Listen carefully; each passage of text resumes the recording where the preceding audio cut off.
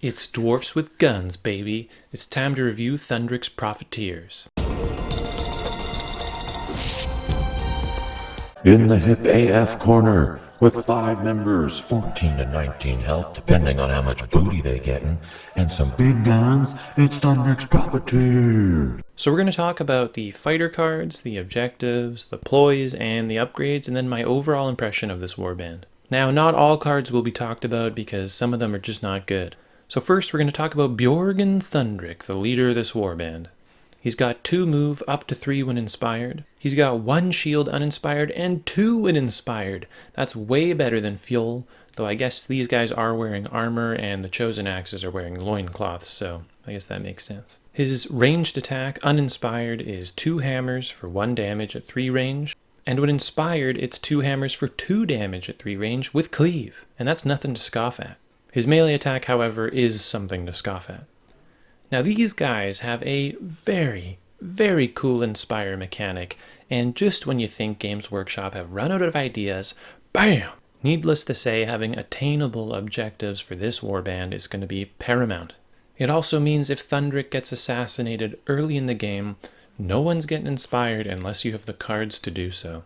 Now, what's really cool about this guy is he has such a unique upgrade, which is after Thundrik's activation, all the spaces around him that aren't blocked become lethal hexes to enemies. So unless you have a ranged attack, if you're attacking Thundrik, you're taking a damage. Furthermore, if people engage with Thundrik, who has 2 shields inspire, that's nothing to scoff at, depending on where you are, and it shouldn't be hard to position, you could definitely shoot someone on Thundrik with a support now, because they're engaged with Thundrik, and push them 1 hex further into another adjacent hex, which would do another damage because it's lethal. This is a really scary place to be for an enemy fighter. I can't help but wonder if an enemy wizard can use cards like Ravenous Flames or Unchecked Energy on the hexes that are considered to be lethal and use them against the dwarves. What's also interesting is if you have Snurk uninspired, I wonder if Thundrik goes, if you can choose his end of activation to inspire Snurk and therefore stop this from happening, because I believe it's the same window and reaction timing goes to your opponent. Next we have Dead Eye Lund. So he has the same move as Thundrik. He has 1 shield all day, 3 health uninspired, 4 health inspired. This guy starts with Cleave with a range 3 attack, rolling 2 hammers, and then when he's inspired, it goes up to 2 damage with 2 hammers. This guy is a What Armor scoring machine. He basically becomes a ranged Magor. He is super solid.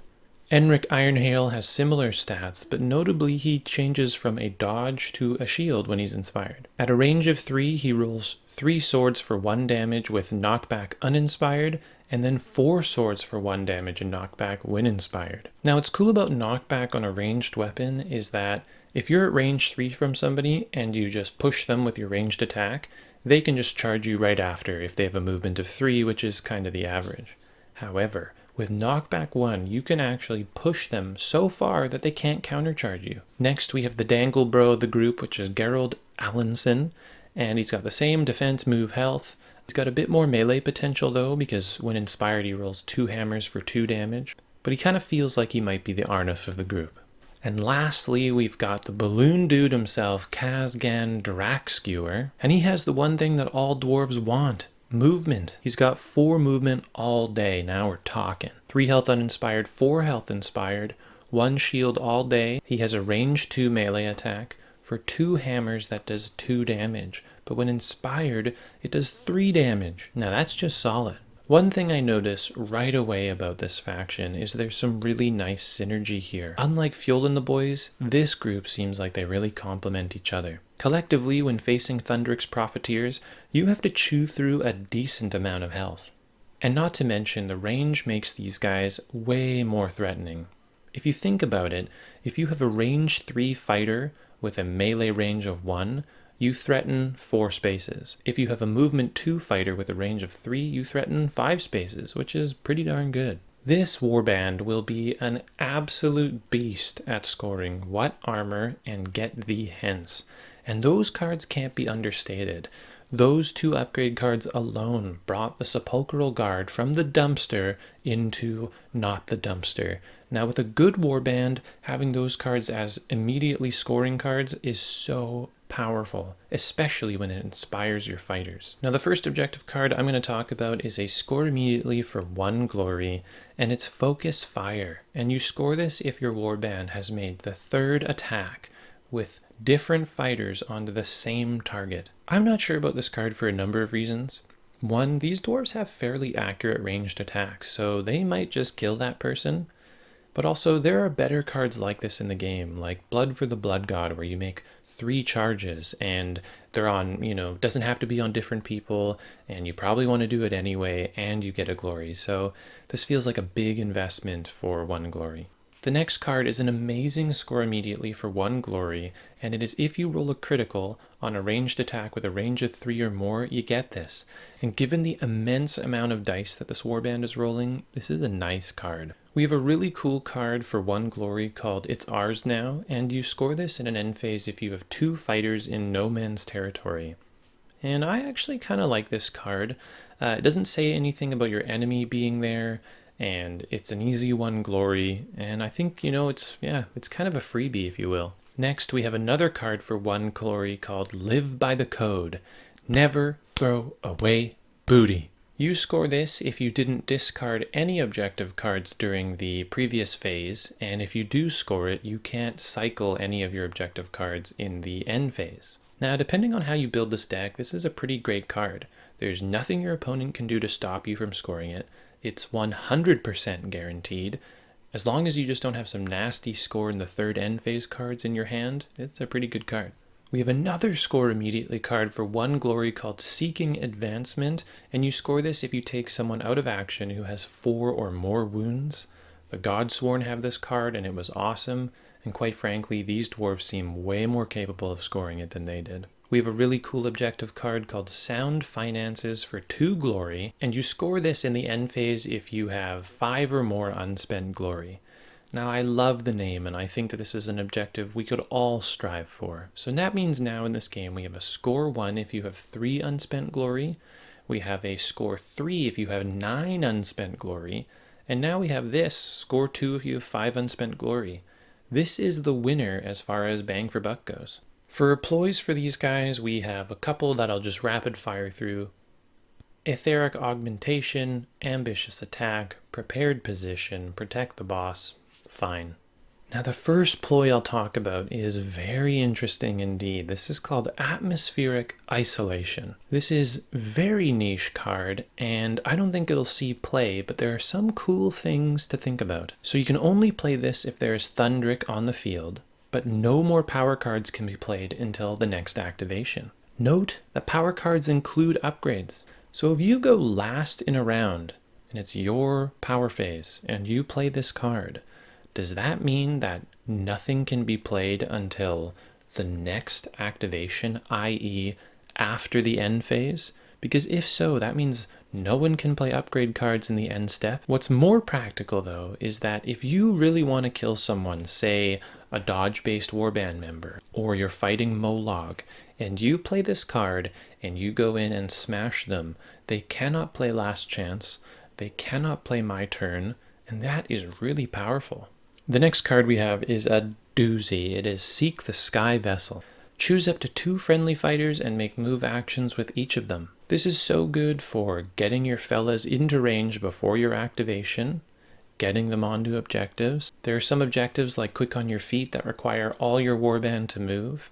You could move Draken Skewer 4 to be adjacent to an enemy and move a ranged member up so you already get a support on your ranged attack. And note that this doesn't require them to have not made a move action yet. So you can actually cover a good amount of ground despite having low movement, and you can score Long Strider, which who even scores that if they're not Molag? Next, we have a very interesting card called Toxic Gases. You choose an enemy fighter, and then the opponent has a decision to make. They either let that fighter take a damage, or they let them be pushed up to 2 hexes. Now, I like this idea for a card a lot, but I don't really like that your opponent has the power. It's pretty easy to tell what would be most beneficial for you, and therefore choose the opposite. We're going to talk about upgrades here, and they have Ancestral Fortitude +1 wound, great. Ancestral Might, +1 damage. I mean, faction-specific cards that give +1 damage are awesome, but sadly, I mean, it's actually not for their ranged attack, only melee, which is still good for Draken Skewer. That puts them up to 4. But man, Games Workshop must really hate fuel, because this would have been so good for them. We have Augmented Buoyancy, which is specific to Drac Skewer, and 2 movement extra can't be overstated, but the character-specific aspect makes it less appealing. We have Empowered Aether Shot, and now we are talking. Attack actions with a range of 3 or more get cleave, just flat out, and it can be applied to 2 fighters. Super solid. We have Paymaster, a very cool upgrade specific to Thundrik. And what it allows you to do is if you're adjacent to Thundrik, you can re-roll an attack dice. So it's a more restrictive awakened weapon.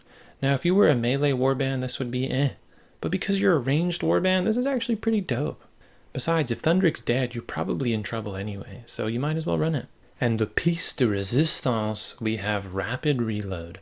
Remember when I said I didn't like character-specific upgrades? Well, this might be the exception. For Enric Ironhail, as a reaction, the first gun attack you make this round, you can make that attack again. Rolling 4 dice inspired with knockback, this dude can send people flying over the map. It's a really cinematic, great scene, just like Fighter's Ferocity and Glory Seeker. Challenge Seeker on this guy, my god, that's 12 dice being cast from 1 action.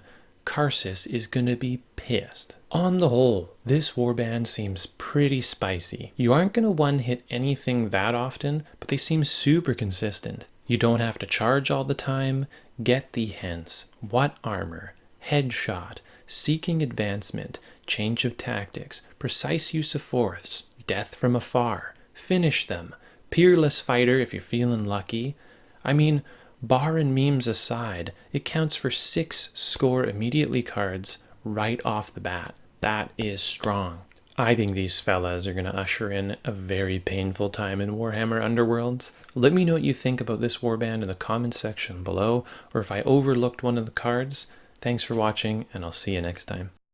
Thanks for watching. I hope you enjoyed the video. New videos come out every Friday or Saturday.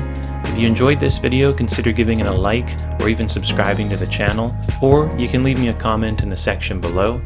Until next video, I'll see you then. Thanks.